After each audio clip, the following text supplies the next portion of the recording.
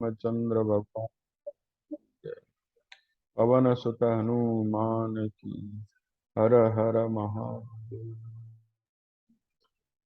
राम राम राम राम राम राम बजले।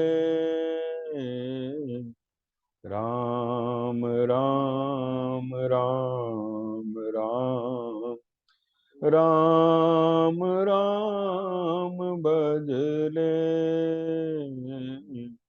भव के फंद करम फंद, भव के बंद करम फंद।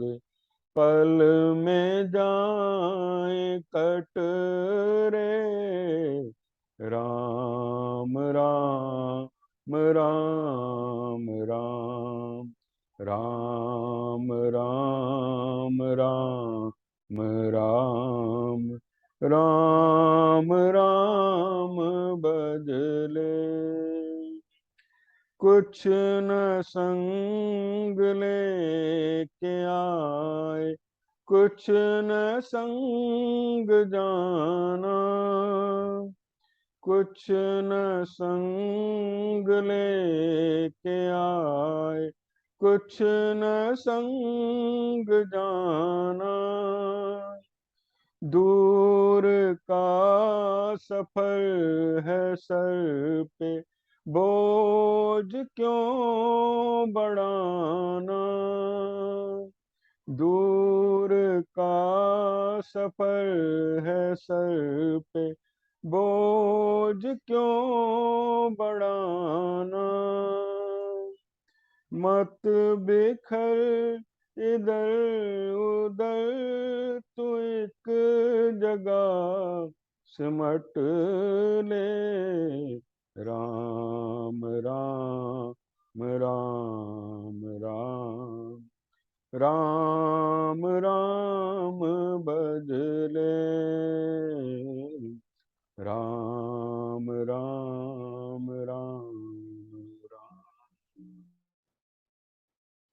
राम को विसार के फिरे है मारा मारा। राम को विसार के फिरे है मारा मारा।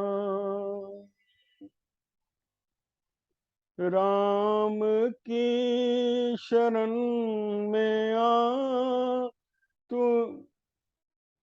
राम की शरण में आ। आगे का ध्यान नहीं। राम राम राम राम राम राम भजले। भव के बंद करम फंद, पल में जाए कट रे। राम राम राम राम। प्रेम से बोलिए सदगुरुदेव भगवान की।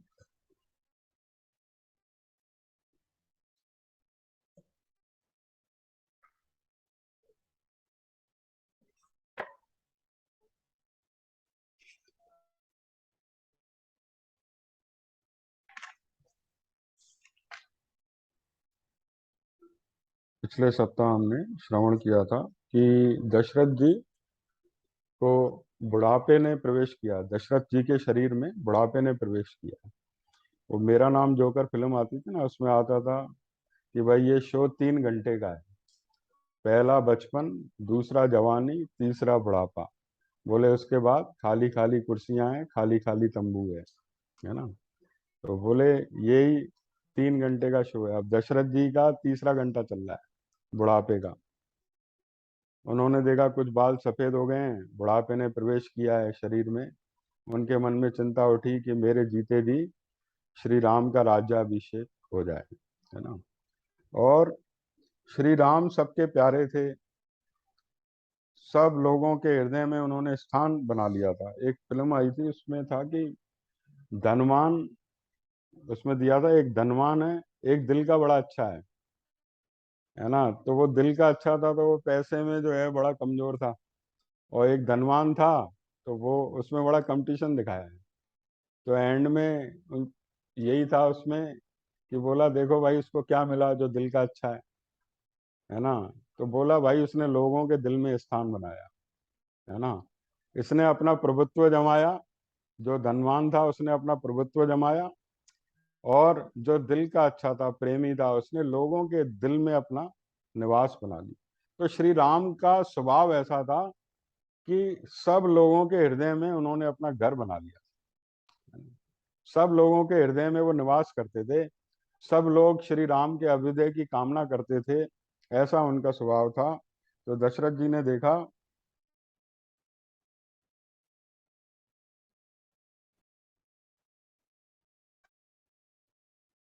वे सोचने लगे श्री राम सब लोगों के अभ्युदय की कामना करते हैं और संपूर्ण जीवों पर दया रखते हैं। वे लोक में वर्षा करने वाले मेघ की भांति मुझसे भी बढ़कर प्रिय हो गए, है ना। अब उन्होंने, ये उनके मन में अभिलाषा चक्कर काटने लगी कि किस तरह से जल्दी ये कार्य हो जाए। उन्होंने जनपद के सभी जो राजा थे, आसपास के नगरों के, सबको बुलवाया और बड़ी सभा में बैठे सिंहासन पर, और वहां ये कहते हैं, उस समय राजसभा में बैठे हुए सब लोगों को संबोधित करके महाराज दशरथ ने मेघ के समान शब्द करते हुए दुंदुभी की ध्वनि के सदृश अत्यंत गंभीर एवं गूंजते हुए उच्च स्वर से सबके आनंद को बढ़ाने वाली यह हितकारी बात कही। राजा दशरथ का स्वर राजोचित, स्निग्धता और गंभीरता आदि गुणों से युक्त था, अत्यंत कमनीय और अनुपम था। वे उस अद्भुत रसमय स्वर से समस्त नरेशों को संबोधित करके बोले, सज्जनों, आप लोगों को विदित है कि मेरे पूर्वज राजाधिराजों ने इस श्रेष्ठ राज्य का यहाँ किस प्रकार पुत्र की भांति पालन किया था। अब वो सबको संबोधन करके बोलते हैं कि जो मेरे पूर्वज थे, उन्होंने इस राज्य का पुत्र की भांति पालन किया है। सब लोग जैसे पुत्र की पिता रक्षा करता है, उसके अभ्युदय की कामना करता है और उसके हित में सहायक होता है, इसी प्रकार बोले हमारे पूर्वज इस राज्य को कैसे संभालते थे, पुत्र की भांति, है ना। कोई कष्ट ना आए, हर तरह से उसकी रखवाली करते थे। बोले मैंने भी उस फर्ज को निभाया है। मेरे पूर्वज जिस मार्ग पर चलते आए हैं, उन्हीं उन्हीं का अनुसरण करते हुए मैंने भी सदा जागरूक रहकर समस्त प्रजाजनों की यथाशक्ति रक्षा की है। अब देखो, जिसको जो कार्य मिलता है ना, उसको वो ईमानदारी से निभाता है, वो उसके लिए पूजा बन जाती है। देखो, प्रत्येक को भगवान ने कोई ना कोई कार्य सौंपा है, तो वो स्वधर्म कहलाता है। उसी स्वधर्म में व्यक्ति अगर पूरे प्राणपण से लग जाए और उसको पूरी निष्ठा से करे, तो उसको एक बड़ा अंदर से शांति मिलती है, सुकून मिलता है कि मैंने अपना कार्य ठीक से निभाया, है ना। अगर उस कार्य में वो त्रुटि करेगा या प्रमाद करेगा, तो क्या होगा, उसके मन में शांति नहीं रहेगी, उसके मन में अशांति सी रहेगी। तो स्वधर्म निष्ठा मन को बड़ा सुख देती है। तो राजा दशरथ बोले, मैंने वर्षों से इस इस राज्य का पालन करते हुए अपने शरीर को बूढ़ा किया है ना। जो पूर्वजों ने मेरे किया वही मैंने किया, और अनेक सहस्त्र वर्षों की आयु पाकर जीवित रहते हुए अपने इस जरा जीर्ण शरीर को अब मैं विश्राम देना चाहता हूँ। समस्त संसार का हित साधन करते हुए मैंने इस शरीर को श्वेत राज छत्र की छाया में बूढ़ा किया है ना। जगत के धर्म पूर्वक संरक्षण का भार, भारी भार राजाओं के शौर्य आदि प्रभावों से ही उठाना संभव है। अजितेंद्रिय पुरुषों के लिए इस बोझ को ढोना अत्यंत कठिन है। मैं दीर्घ काल से इस भारी भार को वहन करते करते थक गया हूँ। अब बोले कि ये जो संरक्षण का कार्य है ना, अजितेंद्रिय पुरुष इसको नहीं उठा सकते। जिसका अपनी इंद्रियों पर नियंत्रण है, वो ही अपने कार्य को ठीक ठीक कर सकता है। जो अपनी इंद्रियों का गुलाम है, इंद्रियों का दास है, वो अपने कार्य को ठीक नहीं कर सकता है। अपनी इंद्रियों पर नियंत्रण जिसका है, अपने मन पर जिसका नियंत्रण है, तो वही बड़े से बड़े कार्य को ठीक ठीक कर सकता है। क्योंकि वो सही समय पे उठेगा, सही समय पे जागेगा, सही सही उसका आचार विचार होगा, सदाचार का पालन करता होगा, तभी उसको बल प्राप्त होगा ना स्वधर्म पालन के लिए। नहीं तो अगर व्यसनों में गिरा होगा, इंद्रियों का दास होगा, तो उसको वो बल प्राप्त होगा ही नहीं, तो वो कार्य नहीं कर सकता। बोले ये राजाओं का जो ये राजाओं का जो कार्य है, ये अजितेंद्रिय पुरुष नहीं उठा सकता, है ना। अब कोई प्रधानमंत्री बन जाए और उसको मीटिंग में जाना है 6 बजे, अब कहे कि मैं 8 बजे उठूंगा, तो कहाँ से उसको तो भाई पूरा तत्पर रहना पड़ता है। और कितने कार्य होते हैं उसके, राजाओं के कार्यों की कोई गिनती नहीं है। कितने कार्य होते हैं, कितनी जगह उनको ध्यान पड़ता है। हमारा एक छोटा सा परिवार है, 5 जनों का 6 जनों का परिवार होता है, उसी के पालन में कितने कार्य होते हैं। हम कहते हैं टाइम नहीं मिलता है। और राजाओं को तो पूरा जो है देश की रक्षा करनी पड़ती है, सब राज्यों की रक्षा करनी पड़ती है, सब लोगों के हितों का ध्यान रखना पड़ता है। तो ये बड़ा भारी कार्य है ना, जो कि अजितेंद्रिय पुरुष नहीं कर सकते। इसलिए तो श्री राम को सब तरह से सद्गुण संपन्न देखकर उनको राज्य देने की कामना की। नहीं तो राज्य इस तरह से नहीं प्राप्त हो सकता है ना। कोई अगर राजा गलत आ जाए, औरंगजेब जैसा जैसे आया था, तो कितने कत्ल हुए, कितना मार काट की, कितना लोगों में जो है उसने हाहाकार सा मच गया, कितनी पीड़ा दी लोगों को, है ना। तो ये दुराचारी राजा जो हो जाते हैं, तो प्रजा को बड़ा कष्ट होता है। तो अब जो है दशरथ जी कहते हैं, उनके आगे प्रस्ताव रखते हैं। इसलिए यहाँ पास बैठे हुए इन संपूर्ण श्रेष्ठ ध्वजों की अनुमति लेकर प्रजाजनों के हित के कार्य में अपने पुत्र श्री राम को नियुक्त करके अब मैं इस राज कार्य से विश्राम लेना चाहता हूँ। मेरे पुत्र श्री राम मेरी अपेक्षा सभी गुणों में श्रेष्ठ हैं। शत्रुओं की नगरी पर विजय पाने वाले श्री रामचंद्र बल पराक्रम में देवराज इंद्र के समान है। पुष्य नक्षत्र से युक्त चंद्रमा की भांति समस्त कार्यों के साधन में कुशल तथा धर्मात्माओं में श्रेष्ठ उन पुरुष श्रोमणी श्री रामचंद्र को मैं कल प्रातः काल पुष्य नक्षत्र में युवराज के पद पर नियुक्त करूंगा। लक्ष्मण के बड़े भाई श्रीमान राम आप लोगों के लिए योग्य स्वामी सिद्ध होंगे। उनके जैसे स्वामी संपूर्ण उनके जैसे स्वामी से संपूर्ण त्रिलोकी भी परम सनात हो सकती है। अब उन्होंने अपनी बात रखी है। बोले अब ये राज्य का भार मैं श्री राम के ऊपर सौंप कर मैं निश्चिंत हो जाऊंगा। जैसे वानप्रस्थ का विधान है ना हमारे यहाँ, कि भाई अब अपने बेटे को ये कार्य सौंप कर अब मैं भजन की तरफ बढ़ूंगा, वानप्रस्थ की तरफ बढ़ूंगा, है ना। क्योंकि ये उत्तराधिकार सौंपा जाता है बड़ों से, है ना। तो बोले अब मैं निश्चिंत हो जाऊंगा। बोले अब आप लोगों की इसमें क्या राय है। देखो पहले तो अपना मत रख दिया, मत रख दिया। तो ये एक बोलने की कुशलता भी होती है ना। पहले ही पूछे भाई कौन राजा बने बताओ, राम लक्ष्मण भरत शत्रुघ्न, है ना। इन्होंने अपनी आंतरिक इच्छा जाहिर की। अब लोगों की राय सुनने के लिए अब उसमें कहा है, ये बात कही है उन्होंने। यद्यपि यह श्री राम के राज्याभिषेक का विचार मेरे लिए अधिक प्रसन्नता का विषय है, तथापि यदि इसके अतिरिक्त भी कोई सबके लिए हितकर बात हो तो आप लोग उसे सोचें। क्योंकि मध्यस्थ पुरुषों का विचार एक पक्षीय पुरुष की अपेक्षा विलक्षण होता है। कारण कि वह पूर्व पक्ष और अपर पक्ष को लक्ष्य करके किया गया होने के कारण अधिक अभ्युदय करने वाला होता है। तो ये तो कहना, आप थोड़ी देर डिस्टर्ब नहीं करें, तिवारी से कह दे सत्संग हो रहा है।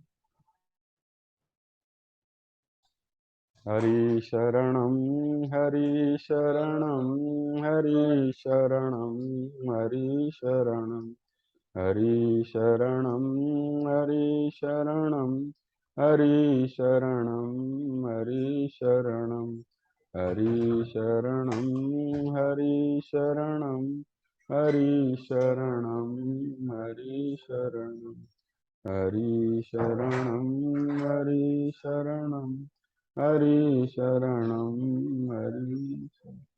प्रेम से बोलिए सच्चिदानंद भगवान की। बोले भाई मेरा तो ये विचार है, लेकिन एक व्यक्ति का जो बुद्धि होती है वो सीमित होती है, तो इसलिए आप सब लोग बैठे हैं, आप सब लोग भी विचार कीजिए कि आपकी क्या राय है। क्योंकि एक पक्षीय विचार की अपेक्षा जो सलाह मशवरा करके जो कार्य होता है वो ज्यादा अच्छा होता है। तो आप लोग भी अपनी राय प्रकट कीजिए, है ना। तो ये जो बात सुनी, तो श्री राम तो सभी के प्रिय थे। तो सभा में तो सब जगह बात गूंज उठी, बहुत बढ़िया, सत्य हो, बहुत बढ़िया, श्री राम हमारे राजा हूँ, श्री राम हमारे राजा हूँ। जैसे सबका प्रेम उमड़ पड़ा, है ना। श्री राम को सब इतना जानते, चाहते थे, दिलो जान से चाहते थे।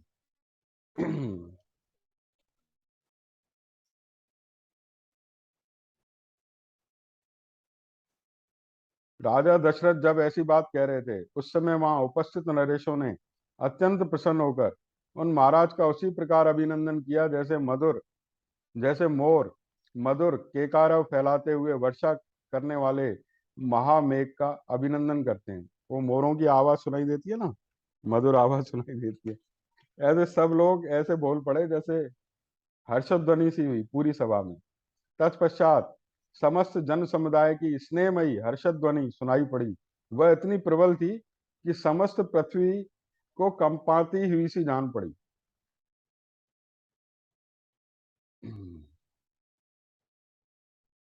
अब वो हर्षध्वनि पूरी सभा में गूंज उठी कि भाई ये बहुत बढ़िया बात है, बहुत बढ़िया बात है। वो सब लोग जैसे उनके दिल की बात पूरी हो गई हो, है ना, दिल की कामना पूरी हो गई हो।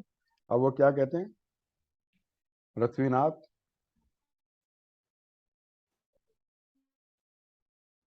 पृथ्वी के पालन में समर्थ अपने पुत्र श्री राम को अवश्य ही आप युवराज के पद पर अभिषेक कीजिए। रघुकुल के वीर महाबलवान महाबाहु श्री राम महान गजराज पर बैठकर यात्रा करते हो और उनके ऊपर श्वेत छत्र तना हुआ हो, इस रूप में हम उनकी झांकी करना चाहते हैं। बोले श्री राम की इस रूप में हम झांकी करना चाहते हैं कि उनके जो मस्तक पर श्वेत चंवर हो, जैसे राजाओं की सवारी होती है, जैसे दूल्हा बग्घी में बैठ के आता है ना, ऐसे राजा इस रूप में आए कि वो हमारे राजा हों, इस रूप में हम उनको देखना चाहते हैं, ऐसी झांकी करना चाहते हैं। अब दशरथ जी ने उनके मन की बात जानने के लिए जानबूझ के बात को बनाया। क्या बनाया? अब वो क्या कहते हैं, देखो ये भी अपने पुत्र की प्रशंसा सुनने के लिए उन्होंने ऐसा किया। बोले भाई जब मैं तुम्हारा राज्य कर रहा हूँ यहाँ पर और मैंने इतनी ईमानदारी से कार्य किया है, तो आप श्री राम को क्यों बनाना चाहते हैं युवराज? बोले उन कारण तो सुनो, क्या कारण है। उनकी ये बात राजा दशरथ के मन को प्रिय लगने वाली थी। इसे सुनकर राजा दशरथ अनजान से बनकर उन सबके मनोभाव को जानने की इच्छा से इस प्रकार बोले, राजागण, मेरी ये बात सुनकर जो आप लोगों ने श्री राम को राजा बनाने की इच्छा प्रकट की है, इससे मुझे यह संशय हो रहा है, जिसे आपके समक्ष उपस्थित करता हूँ। आप इसे सुनकर इसका यथार्थ उत्तर दें। मैं धर्म पूर्वक इस पृथ्वी का निरंतर पालन कर रहा हूँ, फिर मेरे मेरे रहते हुए आप लोग महाबली श्री राम को युवराज के रूप में क्यों देखना चाहती हैं? अब वो इस बहाने श्री राम के सद्गुण सुनना चाहते हैं, श्री राम के बारे में लोगों की क्या राय है ये सुनना चाहते हैं, है ना। जैसे पार्टी में होता है ना, भाई कोई हमारे सूट की तारीफ ही नहीं कर रहा है, तो हम सामने वाले से कहते हैं भाई तेरा सूट तो बड़ा अच्छा लग रहा है, तो वो मजबूरन उसे कहना पड़ता है कि हाँ भाई तेरा भी बहुत अच्छा लग रहा है, तेरा भी बहुत अच्छा लग रहा है। तो वो श्री राम की उनके मन में है भाई, लोगों के मन में क्या राय है, श्री राम के विषय में क्या राय है। अब देखो श्री राम के सद्गुणों का वर्णन पुनः आया है। जो श्री राम के सद्गुणों का वर्णन हमने 3 बार में पूरा चैप्टर पूरा किया था, 3 सप्ताह तक, वो पुनः यहाँ पर वर्णन आया है। पहले तो महर्षि वाल्मीकि उनके गुणों को गाते नहीं थकते थे। अब जो वहां पर राजागण बैठे हैं, सभासद बैठे हैं, सब श्री राम के सद्गुण बताते हैं, भाई क्यों योग्य हैं श्री राम राजा बनने के, क्यों योग्य हैं, क्यों पात्र हैं। अब वो सब अपनी अपनी राय व्यक्त करते हैं। यह सुनकर वे महात्मा नरेश नगर और जनपद के लोगों के साथ राजा दशरथ से इस प्रकार बोले, महाराज, आपके पुत्र श्री राम में बहुत से कल्याणकारी सद्गुण हैं। देव देवताओं के तुल्य बुद्धिमान और गुणवान श्री रामचंद्र जी के सारे गुण सबको प्रिय लगने वाले और आनंददायक हैं। हम इस समय उनका यथ किंचित वर्णन कर रहे हैं, आप उन्हें सुनिए। प्रजानाथ, सत्य पराक्रमी श्री राम देवराज इंद्र के समान दिव्य गुणों से संपन्न है। इक्ष्वाक कुल में भी ये सबसे श्रेष्ठ हैं। श्री राम संसार में सत्यवादी, सत्यपरायण और सत्पुरुष हैं। साक्षात श्री राम ने ही अर्थ के साथ धर्म को भी प्रतिष्ठित किया है। ये प्रजा को सुख देने में चंद्रमा की और क्षमा रूपी गुण में पृथ्वी की समानता रखते हैं। बुद्धि में बृहस्पति और बल पराक्रम में साक्षात शचीपति इंद्र के समान है। श्री राम धर्मज्ञ, सत्य प्रतिज्ञ, शीलवान, अदोषदर्शी, शांत, दीन दुखियों को सांत्वना प्रदान करने वाले, मृदुभाषी, कृतज्ञ, जितेंद्रिय, कोमल स्वभाव वाले, स्थिर बुद्धि, सदा कल्याणकारी, असूया रहित, समस्त प्राणियों के प्रति प्रिय वचन बोलने वाले और सत्यवादी हैं। देखो, विस्तार से तो हम वर्णन कर ही चुके हैं, इसलिए इसका केवल स्वाध्याय करते हैं, क्योंकि ये उसी का ही एक तरह से संक्षिप्त रूप है, जो उन सद्गुणों का जो हमने पहले जिसका विस्तार से वर्णन किया है।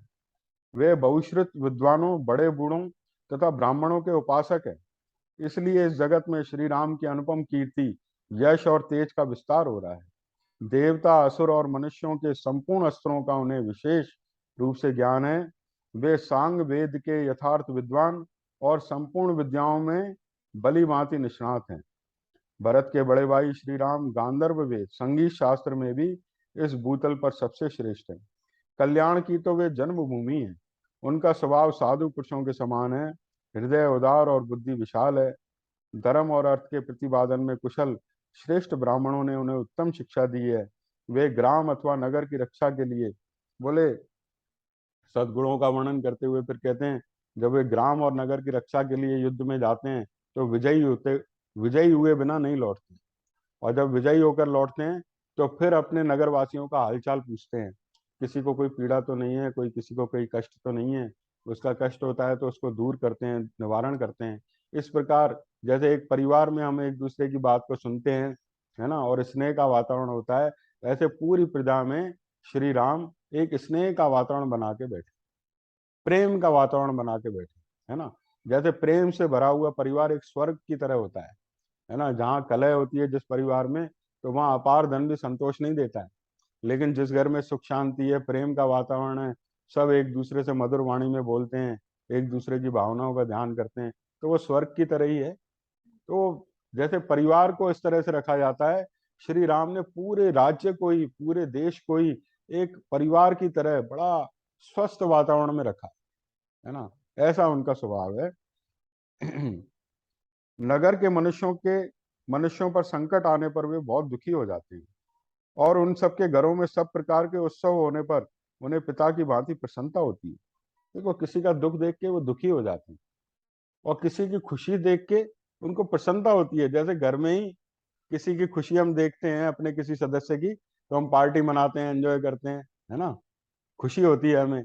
और किसी दूसरे की हो जाए, पड़ोसी की, तो कहते हैं अरे, है ना, दूसरा ही चेहरा बन जाता है ना। पार्टी खा के आते हैं ना लोग, कहते हैं इतनी बड़ी पार्टी की है, हराम का पैसा होगा, है ना। पार्टी भी खाते जाते हैं और उसकी बुराई भी करते जाते हैं, और जब वो खराब करता है तो कहते हैं ये भी नहीं किया, वो भी नहीं किया, कमियां निकालते हैं, है ना। और बढ़िया करता है तो कहते हैं हराम का पैसा होगा। तो कुछ ना कुछ कहना ही होता है। लेकिन भगवान राम का नेचर कैसा था? दूसरे की खुशी में खुश, दूसरे के दुख से दुखी हो जाते हैं, है ना, उसका दुख दूर करने का प्रयास करते हैं, है ना। इस प्रकार उनका स्वभाव है।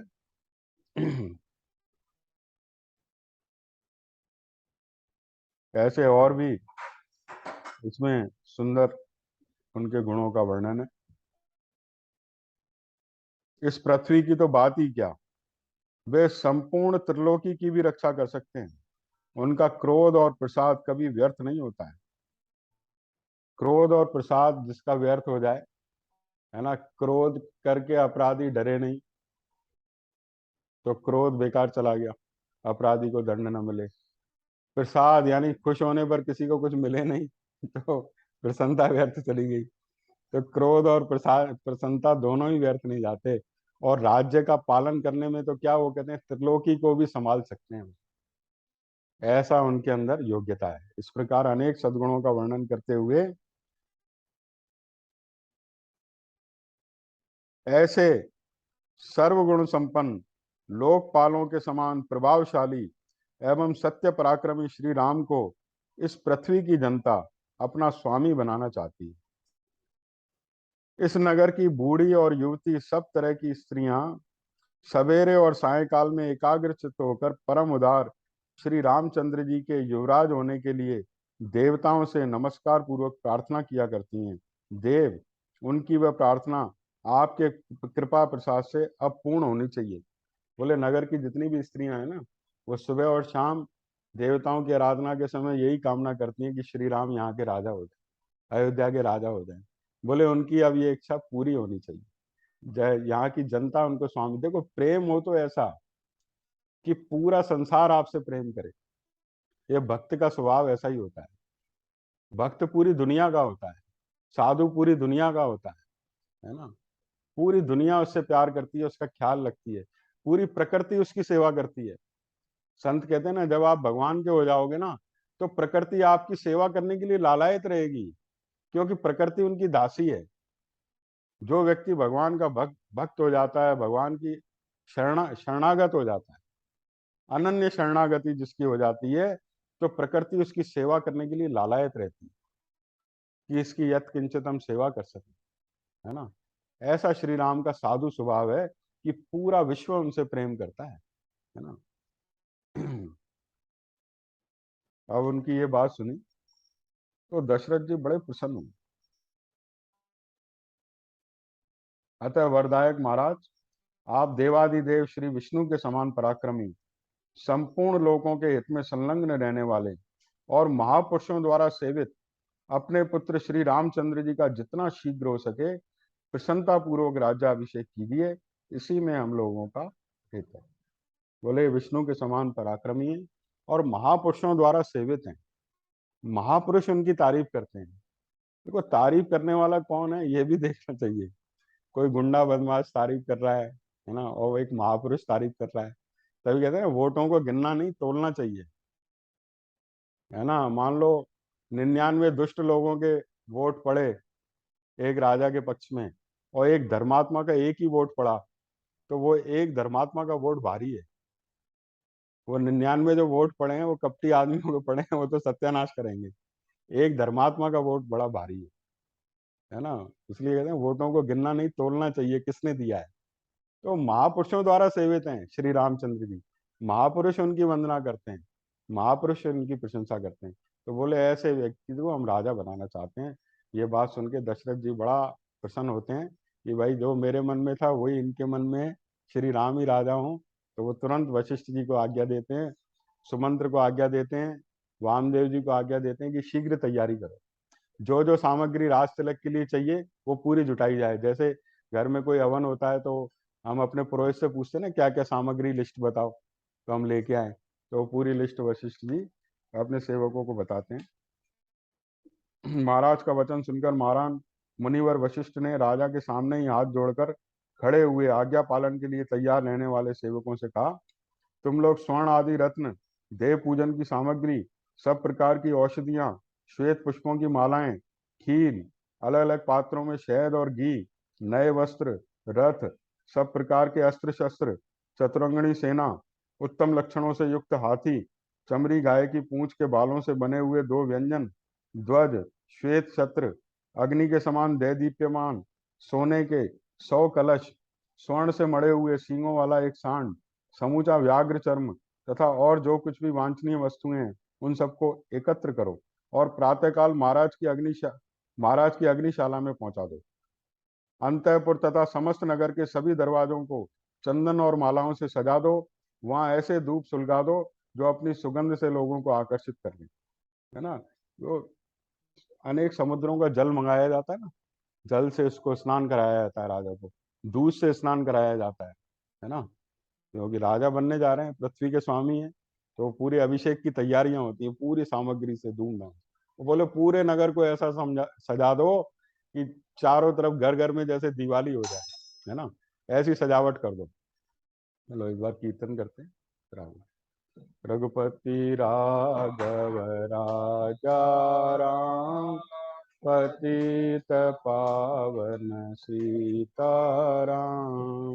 रघुपति राघव राजा राम, पतित पावन सीताराम।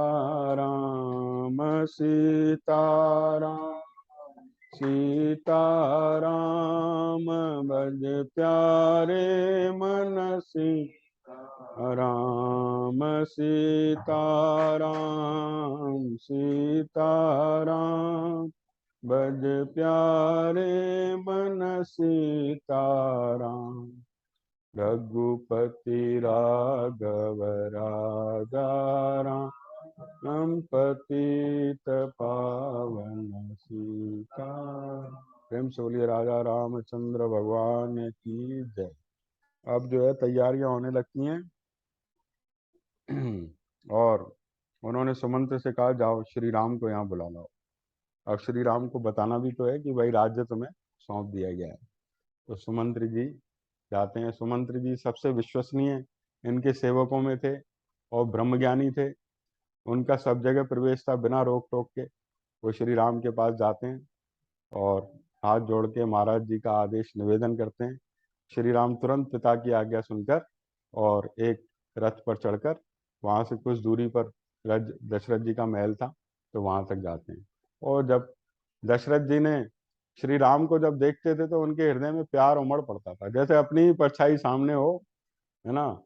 वो श्री राम को जब उनका देखा रूप, सुंदर रूप और उनकी विनम्रता आदि सद्गुणों से वो सबके प्यारे हो गए थे। उनको उन्होंने छाती से लगा लिया और प्रेम से बिठाया उनको और कहा,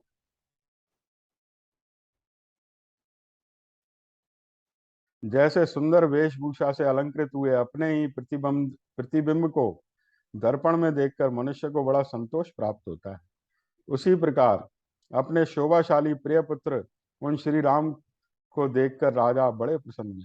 जैसे बहुत जब सज जाते हैं पार्टी में तो फिर चेहरा शीशे में देखते हैं ना कैसे लग रहे हैं, तो बड़ा अच्छा लगता है, कहते हैं फोटो खींच ले, है ना। वो श्री राम को ऐसा देखा कि ऐसे जैसे शोभाशाली पुत्र सामने आए, उनको हृदय से लगाया, बड़ा प्रसन्न हुए और उनको पास बिठाकर ये बात कही। जैसे कश्यप देवराज इंद्र को पुकारते हैं, उसी प्रकार पुत्रवानों में श्रेष्ठ राजा दशरथ सिंहासन पर एक सिंहासन बगल में ही दिया उनको बैठने के लिए। बैठे हुए अपने पुत्र श्री राम को संबोधित करके इस प्रकार बोले, बेटा तुम्हारा जन्म मेरी बड़ी महारानी कौशल्या के गर्भ से हुआ है।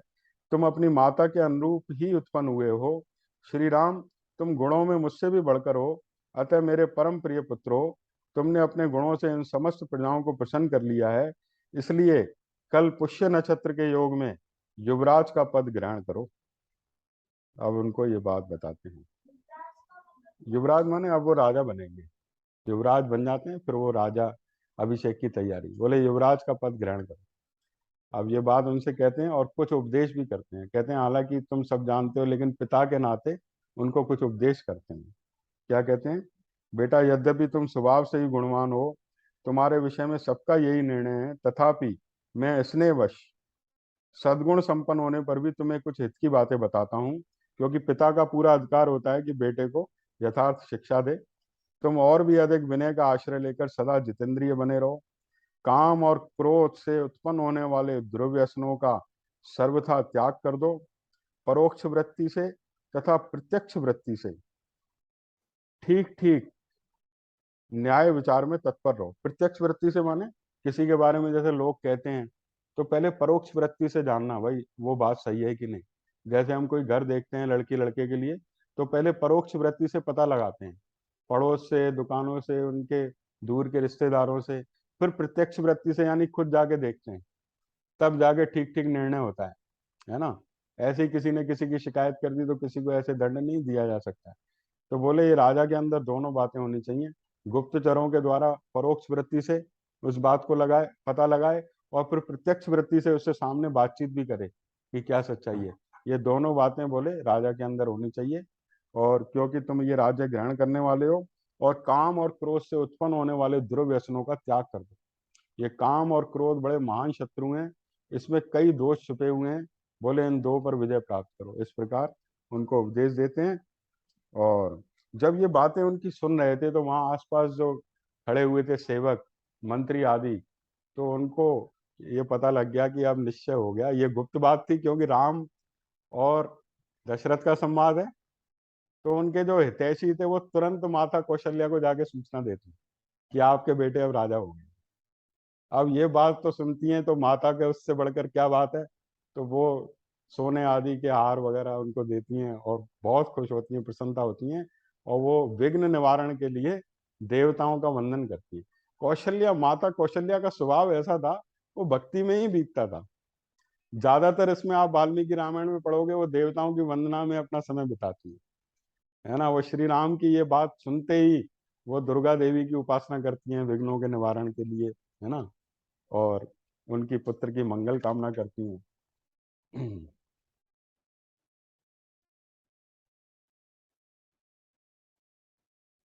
अब इसके बाद का अगले हफ्ते ले ले, है ना। अगले हफ्ते ले ले 5 मिनट। श्री राम जय जय राम।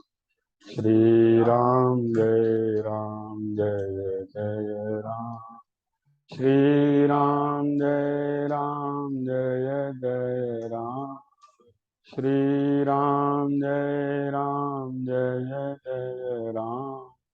श्री राम जय राम। श्री राम जय राम। प्रेम से बोलिए सियावर रामचंद्र भगवान की। तो ये सेवक जब सूचना पहुंचाते हैं ना, तो वहीं सुमित्रा भी थी कौशल्या के साथ, और वहीं लक्ष्मण जी भी आ जाते हैं। तो ये सूचना सभी को प्राप्त हो जाती है कि राम राजा होने वाले हैं। अब इसके बाद फिर क्या बात होती है अगले सप्ताह। कृष्णाय वासुदेवाय हरये परमात्मने प्रणतय क्लेशनाशाय गोविंदाय नमो नमः। त्वमेव माता च पिता त्वमेव बन्धु च सखा त्वमेव विद्या द्रविणं त्वमेव सर्वं मम। ओम पूर्णमद पूर्णमिदं पूर्णात् पूर्णमुदच्यते पूर्णस्य पूर्णमादाय पूर्णमेवावशिष्यते। ओम शांति।